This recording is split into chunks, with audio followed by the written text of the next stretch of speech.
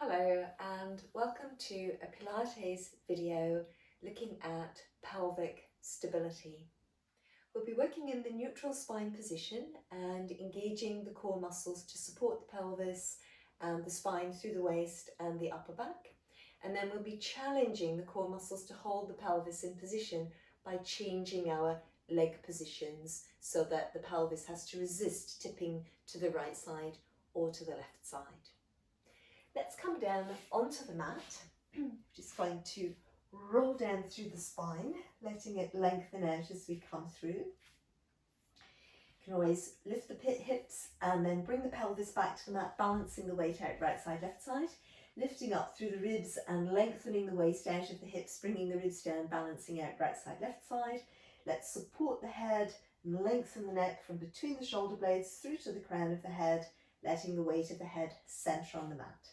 So ideally, we just position our feet and legs 2 fist distance apart. We can always begin by bringing the insteps together, swiveling the feet on our heels whilst we hold the heels together, toes turn outwards, and then just bringing the heels through in line with the toes. We're going to, on our exhalations, let the weight of the spine sink into the mat, and then breathing in, coming back towards the neutral spine position. So directing the base of the tailbone as if you've got a little spotlight on the base of the tailbone and it's shining through to between your heels. And then again, letting the back relax into the mat. So as we direct the tailbone as if a little spotlight on the base of the tailbone is shining to between the heels, that should cause the spine in the back of the waist to a little bit release away from the floor. It's a very gentle release, and bring the crests of the hip bones directly upwards. So if they could shine lights as well, it would be like little headlights shining straight up onto the ceiling. So again, as we breathe out, allowing the back of the waist and the spine generally to relax into the mat, and then as we breathe in, directing the tailbone as if to between the heels, crests of the hip bones straight up, a little bit of space at the back of the waist, the spine through the back of the rib cage staying in contact with the mat, and a fist distance between the chin and the chest, the front of the chin level to the ceiling, and the back of the neck relaxed. Let's spend a few moments now to come into the breathing technique, allowing our nostrils to be relaxed and the muscles in the back of the mouth and the throat to be relaxed, so that as we breathe in, we're able to feel the breath readily and easily arriving in the chest. And from the inside, within the chest, on the inhalation, seeing if you can perceive space opening up between the breastbone and the spine. And with the exhalation, the breastbone and the spine moving towards each other again.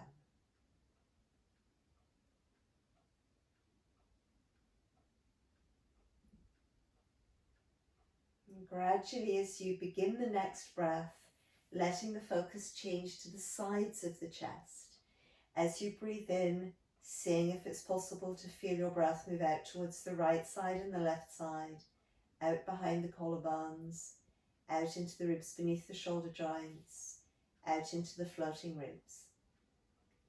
And again on the exhalations, feeling that the sides of the rib cage gather back in towards the center of the chest.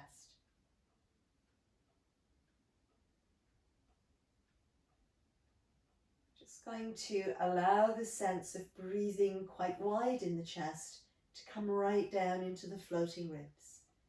Feeling that the floating ribs can, from the inside, expand to the right side and the left side with the breath.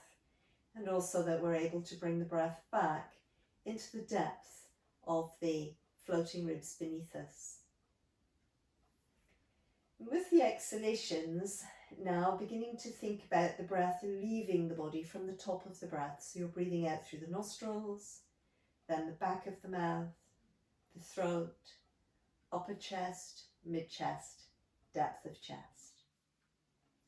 So a nice long exhalation from the top of the breath, the nostrils, the back of the mouth, the throat, upper chest, mid-chest, depth of the chest.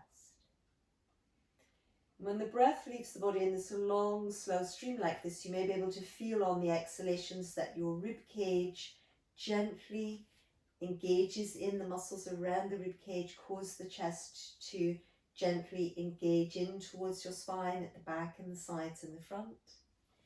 And if you really let your mind's eye come into the inside of your waist, you might begin to feel that the muscles in the waist are also following this pattern. That muscles in the back of the waist are gathering in towards the spine, sides of the waist gathering in towards the spine, and across at the front. And we can imagine this as we're breathing out, the muscles functioning like a quite strong, quite tight belt. We can imagine that belt cinching us in from the back of the waist, just gradually, breath by breath, feeling the belt tightening in the back of the waist, sides of the waist, front. And as all of this happens, letting the legs stay relaxed at the hip joints, the gluteal muscles stay relaxed.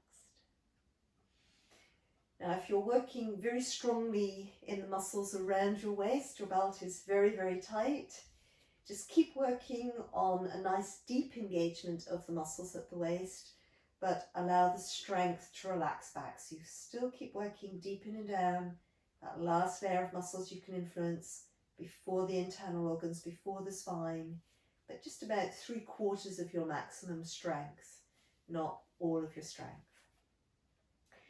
We should just check in again with the legs, make sure that they're relaxed at the hip joints and the gluteal muscles the same. With the waist muscles engaged now, we're likely to be able to hold our neutral spine with more ease. So just thinking again about the base of the tailbone directed to between the heels, that little spotlight shining to between the heels, the crests of the hip bones directed straight up towards the ceiling, like headlights shining to the ceiling. A little bit of space at the back of the waist, spine through the back of the rib cage in contact with the mat, breastbone lengthening away from the face, fist distance between the chin and the chest, and the front of the chin level to the ceiling. We need to as well engage some core strength in the lower abdomen, so let's work the pelvic diamond technique where the thumbs come together and the index fingers. We place the thumbs onto the navel, we direct the index fingers towards the pubic bone, and we let the heels of the hands rest onto the crests of the hip bones. With keeping the legs relaxed and nice and passive at the hip joints and the gluteal muscles relaxed. As we breathe out, we're going to aim to draw the lower abdomen away from the heels of the hands positioned on the crests of the hip bones. So aiming to draw down and back in the outside of the hips, and then drawing down and back, navel pulling away from the thumbs, and the lower abdomen drawing away from the index fingers. So a nice wide breath into the base of our rib cage, again the way we practiced at the start. Breathing out from the top of the breath, nostrils, back of mouth, throat, upper chest, mid-chest, depth of chest, hollowing in the outside of the lower abdomen, and then pulling back through the center, away from the thumbs and the index fingers. Let's give that one more breath here, checking that the legs are staying relaxed, hip joints and gluteal muscles relaxed. Exhalation to again engage through the pelvic diamond. I'm going to let the arms relax to the sides. So if we are in our neutral spine, tailbone directed to the heels, crests of the hip bone straight up but also level, a little bit of space at the back of the waist, rib cage, spine through the rib cage in contact with the mat, fist distance between the chin and the chest. Now from the base of the rib cage down, if we move a leg, it's possible that the leg would drag the waist and the pelvis off to the side with it. But we're going to work hard into the pelvic diamond and into the muscles fastened around the waist to hold the pelvis level and to keep the waist in position, and then coming back to the center. So as we're breathing out, we can let the leg release towards the side. You can breathe in with the leg to the side and breathe out to renew the core strength in the waist and in the pelvic diamond to come back. Now the core strength is actually quite capable of being coordinated. And as the left leg releases to the side, we're going to need to work extra strongly in this broad and wide scoop and hollow in the left side of the lower abdomen. Also, if we really use the strength in the outside of the left waist and the back of the left waist, that will be helping us to keep the pelvis level. We breathe in and then breathing out, center everything very strongly again, pelvic diamond. So just bring that strength more even as you come back to the center. So we breathe in to prepare, and then as you're ready again, breathing out to let your right leg this time release to the side, really working hard in the lower abdomen on the right side, pulling in across the side of the waist and the back of the waist to keep the pelvis level. And then on your exhalation, coming back to the center. So let's give this 2 more goes to each side. Breathing in to prepare, lengthening the spine, renewing the core strength, allowing the left leg to release to the side, imagining the spirit level on the pelvis, and working really hard in the core muscles that we don't let that left hip sink. Exhalation to return to the center. Breathing in deep and wide, spine nice and long, renewing the core strength around the spine, and especially working deep on the right side, thinking about the pelvis, spirit level across the hips, both hips staying level, breathing in your position, breathing out to return. Now the other thing to remember as one leg is releasing to the side is not to grip with the supporting leg. We're really aiming to feel the extra and additional work in our core muscles rather than in the hip flexor muscles. So keep lengthening your spine, especially over the front of the spine, tailbone to crown, releasing your right leg to the side now, breathing in and breathing out to come back to the center. Well done. So from here, we're going to continue to work on stabilizing the pelvic position, coming into this knee float position. So that's where with the exhalation, we're in neutral spine, we float one leg up so we get a right angle at the front of the hip and a right angle at the back of the knee. Breathing in that position, breathing out to again lengthen your spine in the neutral, pelvic diamond, waist strength, back of waist and between the ribs and the pelvis at the front, working hard. So we breathe in here, breathing out to release, let the inside leg flow, and you come up into your knee float, breathing in here and breathing out to float back down. Now, as the leg is rising up and down, there could be a tendency for the top of the hips to sink into the mat. So we need to keep lengthening the spine, rib squeeze in, waist squeezes in, pelvic diamond, flowing the leg up, maintaining the space at the back of our waist, crests of the hip bones directly to the ceiling. Breathing in here and once again, exhalation to flow back down. Now sometimes with this exercise as well, there can be a tendency with the supporting leg to grip in order to stabilize the pelvis from below. But we're aiming to get this pelvic stability coming from the core muscles.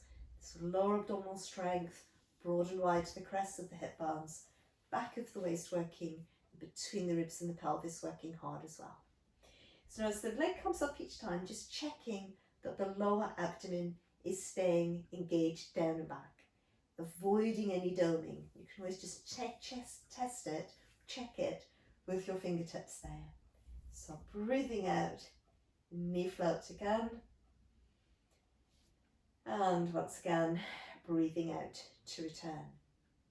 So we're going to think about a knee float on the left side, bringing the leg up and holding the knee float. And here again, we're going to challenge the pelvis to stay stable between the right side and the left side. We're going to do that just by allowing the leg to circle in the hip joint. So as the leg moves forward of the hip joint a little bit, out to the side, this is the exhalation part, and then back into the center, the inhalation. So now again, just as when we had the legs on the floor and we let one leg release to the side, there'll be the tendency as your leg moves out to the side for your hip to go with you. But we're going to work really firmly in that lower abdominal strength, back of waist and side of waist strength to stabilize the pelvis here. Just checking with your other leg that it's not working in the hip joint, that you're really stabilising the pelvis from the muscles within the pelvis and at the waist, just above the pelvis. So come back to the centre and we'll let that leg float back down. Let's just check in with our neutral spine once more. Base of the tailbone directed to between the heels, crown of the head lengthening in the opposite direction, crest of the hip bones to the ceiling, just a little bit of space at the back of the waist, rib cage tapering into the spine, exhaling into a knee float position.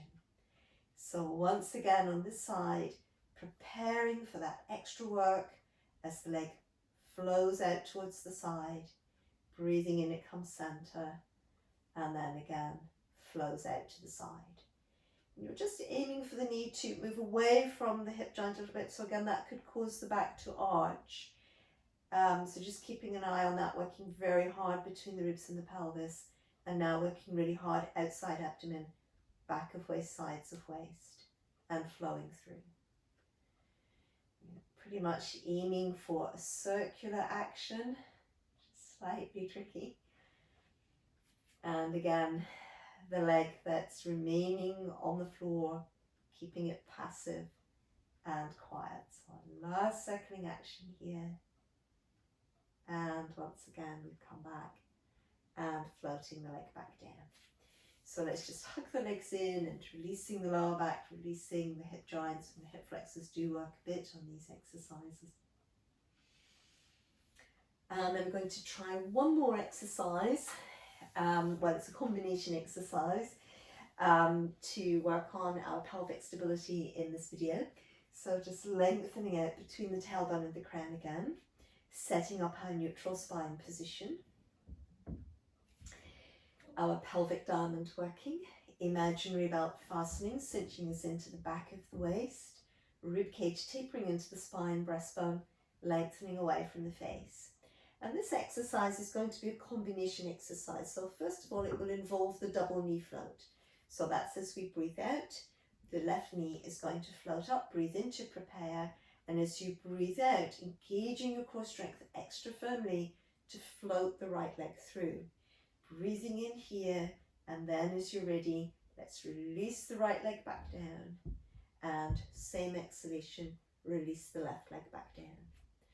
So we breathe in, let the spine really lengthen, pelvic diamond and belt fastened, ribs tapering in, knee float through on your right side, breathing in here, and as you're ready, check that you're not doming, exhalation to flow your second leg up, breathing in here, and then exhalation, second leg flows down, just keeping the base of the rib cage nice and firmly gathered in towards the spine and the base of the rib cage staying in contact with the mat.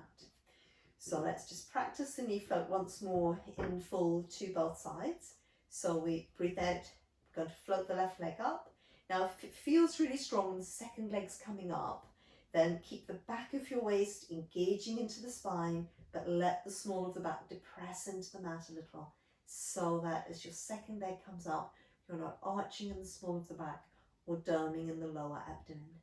Once again, as you're ready, we're going to breathe out, floating that second leg back down, and then the first leg comes through. So the last time, the double knee float, breathing out, knee float the left leg through, breathing in here, depressing the small of the back, if that's better for you, breathing in with both legs floated up, exhalation to return the second leg first, keep working between the ribs and the pelvis, and now your right leg comes down. So we're going to lift up again into the knee float position, so coming right through, and just checking that the small of the lower abdomen is drawn down and back, that the back of your waist is staying in neutral spine. If it isn't, depress it into the mat, ideally crests of the hip bones directly to the ceiling. So now this is where we're going to imagine the spirit level across the front of the hips, and we're going to release the left leg towards the side a little way, keeping the pelvis really steady and the waist in neutral. Let's just breathe in to come back to the center. So we're going to breathe out, let the spine lengthen, really use the strength in the lower abdomen on the right side, back of the waist, staying in neutral, staying balanced, right side and left side. Breathing in to come center. So breathing out, the left side releases, keeping the base of the rib cage engaged towards the spine. Breathing in to come center. Just really check in with your spine. It's still lengthening. Breathing in to come center. So we're going to aim for 2 more to each side, keeping the supporting knee really directed towards the ceiling. So it will tend to try to counterweight the leg that you're deliberately moving. Lower abdomen remaining sunken, small of the back in neutral. Coming back, neck long and release. Last one. Breathing out, release the leg to the side. Breathing into the center. Well done. Let's breathe out and knee float the legs back down towards the mat, both of them. So again, let's hug the legs in here, just releasing through the lower back 2 or 3 times, cycling like that. Just give the hip flexors a little stretch. We can hug the right leg in and towards us and slide the left leg away, keeping the inside leg in line with the tailbone, knee towards the ceiling, front of the hip really opening here. Don't forget to breathe. And then just changing through to the other side, lengthening away, opening up through the inner thigh, as well as the front of the hip. Breathing, letting your lower back relax.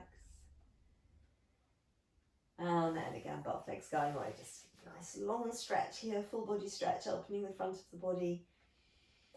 2 or 3 breaths. And then, once again, we just bring ourselves up to seated. We can roll over onto one side and rolling up through the spine. Well done. It's quite challenging to keep the pelvis stable when we're aiming to hold on to the neutral spine position.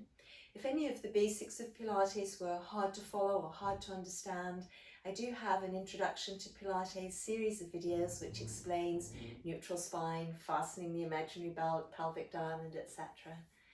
Thank you for watching.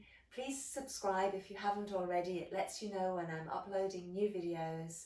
Let me know what you think of this video and write me some comments, please. Thank you for watching and hope to see you again soon on Movement Style.